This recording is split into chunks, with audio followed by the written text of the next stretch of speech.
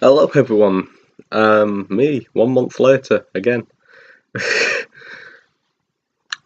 Okay, so really sorry about the absence again.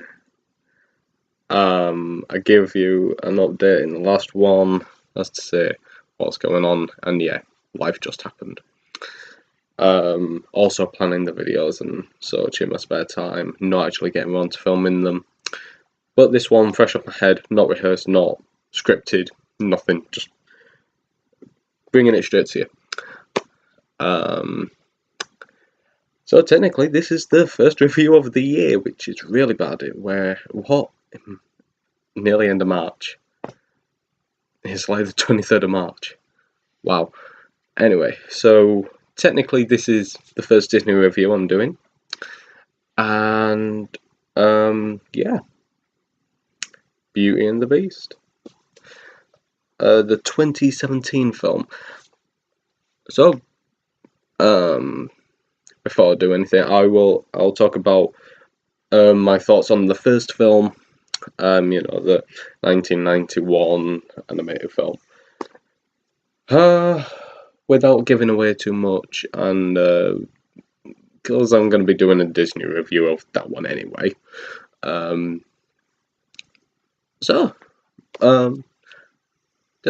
Briefly, I'll explain. Growing up, I really enjoyed it.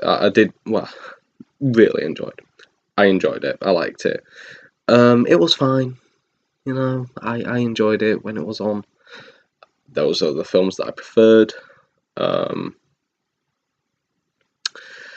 But the thing is, it was quite girly, I thought. Yeah, it's a bit girly, but it's okay. It wasn't one that I went back and watched often. But now, many years later, I really do respect it. I really enjoy it now. The songs are a lot better than I remember. The animation is gorgeous. The size of it is huge, much like The Lion King, huge. It's brilliant. And with that said, it's one of my favourite Disneys, as it's many people's favourites. So having said all that, does the second one live up to it? That is the big question. The thing is about the new one, I really wanted to like it. Seeing the trailer, I thought, this could be good, it could not be. I was let down by Alice in Wonderland, the 2010 film. I don't like Cinderella. Jungle Book was the closest one that I came to enjoying. And so, I did enjoy that one, really enjoyed it. But the thing is about that one, there was just too much, that there wasn't enough change. They just relied on the original source material, which is fine, but they didn't really add anything different. Which is fine, that's fine. They're just playing it safe, and don't get me wrong, I understand why they're doing that, because they changed too much in Maleficent, they changed too much in Alice in Wonderland, and so forth. So they went the Cinderella route. But with this one, they did change quite a few things. They added more, what with it being a 2-hour film. Whereas the original is a 90-minute film, and at the time, that was a long time for an animated film, especially a Disney. So, I went into it, and, thinking, this could be good, I'm really gonna like it, come on, let's see. When it ended, I was really happy with it. Yeah, I really enjoyed this film. There's quite a few people who said it's okay, it's not as good as the original, but the question is it? Does it live up to the original? In some respects, yes. In others, not so much. I may go into sort of spoiler territory, but I'll let you know when that's coming up. So no spoilers yet. The main thing that I was worried about was the casting choices. mainly Ewan McGregor as Lemire, the Candle. As you know, he has to put on a French accent for this, which is weird. He's the only character with a French accent in the film, apart from maybe a couple of other characters. Everyone else is British or American. But anyway, I think he did a good job. I think he pulled it off pretty well in the trailer. I just thought, oh god, we're really going down this route. We're really making him put on a French accent. But it worked for some odd reason. I think it's all the energy that he put into his character. He put everything he had into that voice, into that accent, and the way I saw it, he nailed it. And there was Ian McKellen as Cogsworth, and he did a good job. He was in it quite a bit. He's not the most memorable character, unfortunately, which is a shame for Ian McKellen, and been a big fan of his. Mind you, he wasn't that memorable in the original Beauty and the Beast, in my opinion. And the design of the Beast, really, really good. There's one thing that they built him up, they kept him in shadow throughout the beginning. I'm not really spoiling anything here. It's just an odd choice. They kept him in shadow. I can see why they were trying to do it, but if you're gonna put him all over the posters, why? Why keep him in shadow? It's like, eh. It's like, you want to see what the Beast looks like? That's what it looks like.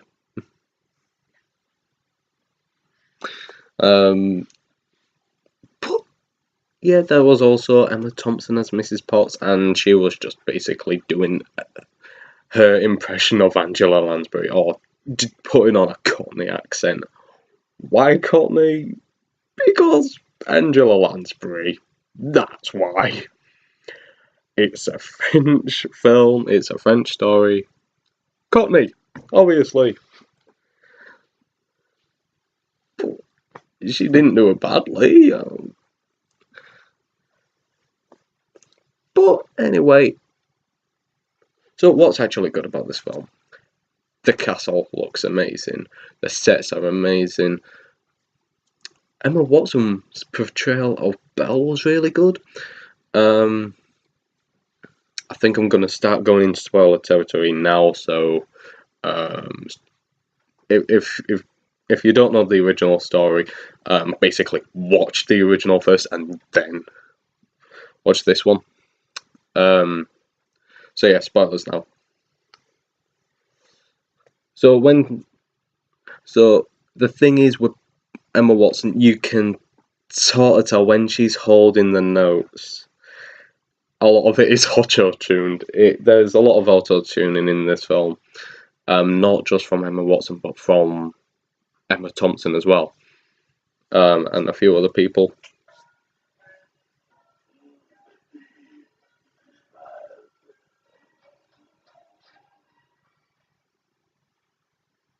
$5:00. Clock's fast. It's 4:00. Anyway, we'll brush over that.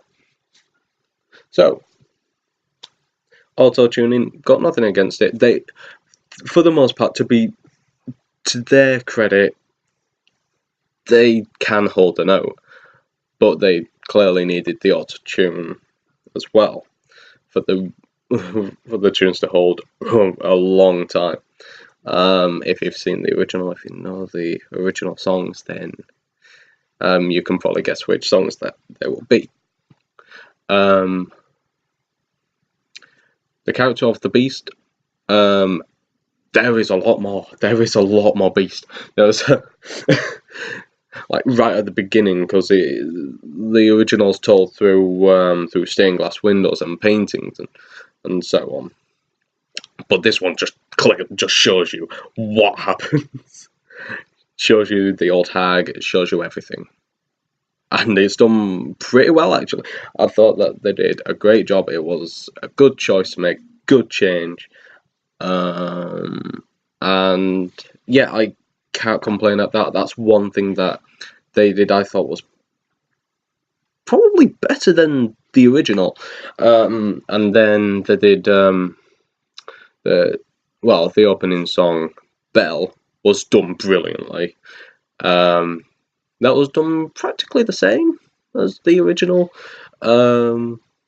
Yeah, pretty much the same.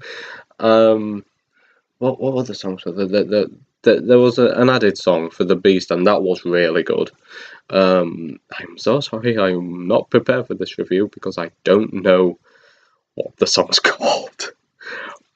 But anyway, regardless, all the songs were really good, especially Be Our Guest, Beauty and the Beast, the title song, was actually done better by Emma Thompson, in my opinion, because I'm not that keen on Angela Lansbury. Got nothing against her, I just didn't think she was that good a singer in that film. But that's just me personally.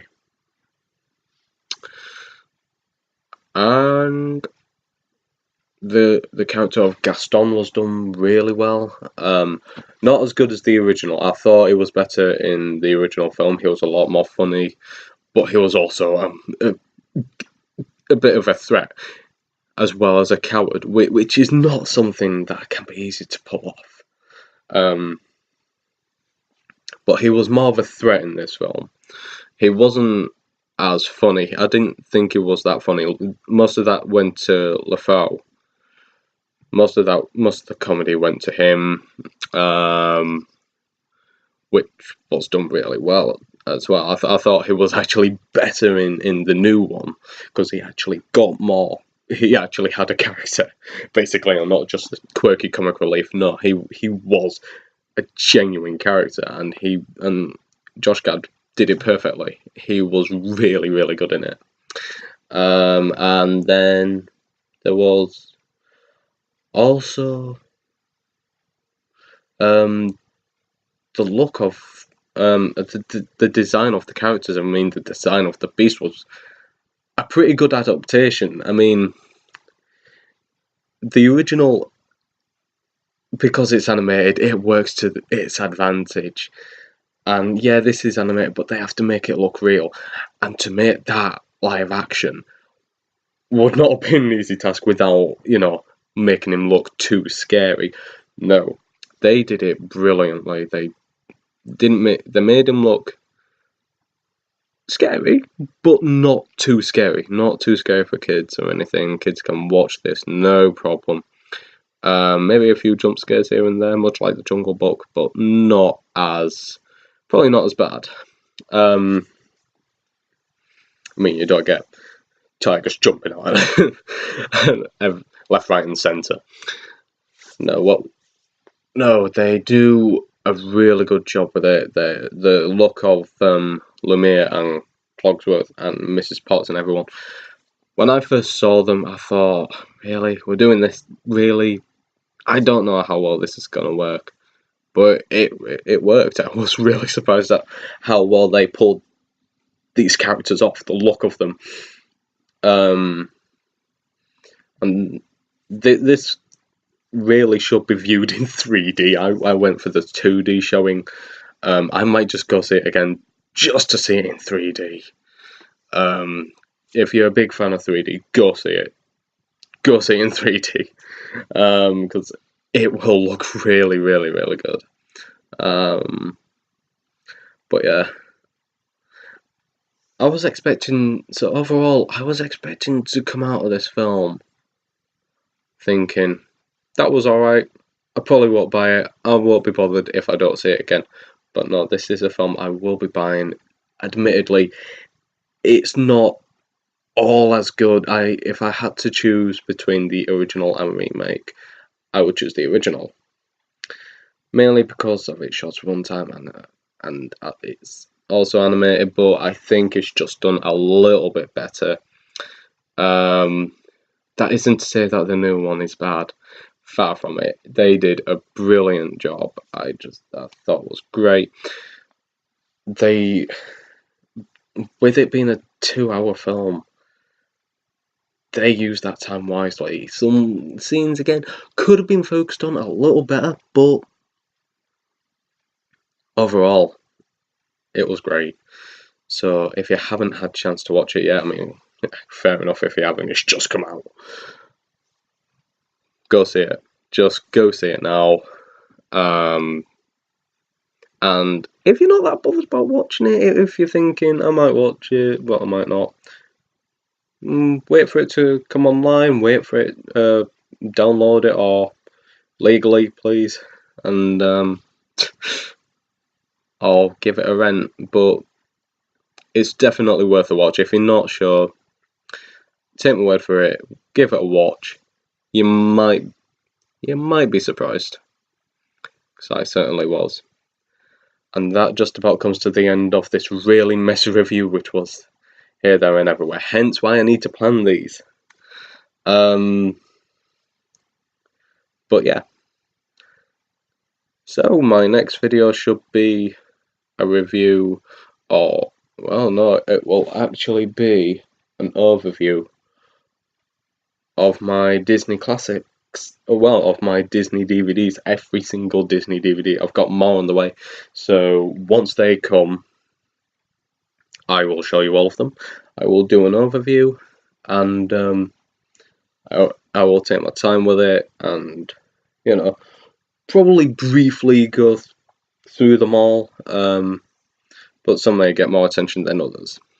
Just be aware of that, because my Disney Blu-ray collection went so well, and you guys seem to enjoy it, and thank you very much for, I checked yesterday, what, 20,000 views? Thank you so much, and thank you for subscribing. It means a lot to help my channel going, and shout outs. So, a big shout out to Mark. I cannot remember your YouTube name, so forgive me, please. But he's got a lot of videos coming up, and he's really been focusing, and he has helped me a lot with my channel. He did my channel art, so please, I will put his link in the description below. Please subscribe to him. He doesn't do what I do, but please sub him, because he has done so much for me. And he's given me ideas. It's really helped out. And there's also Dan Kilduff, and I'll just put a lot of people in the description below. Blu-ray Ben, also a good YouTuber, pretty much does what we all practically do the same thing, but they do it a lot better than I do. So yeah, thank you very much for watching this video. Please do not forget to rate, comment, and subscribe. Take care.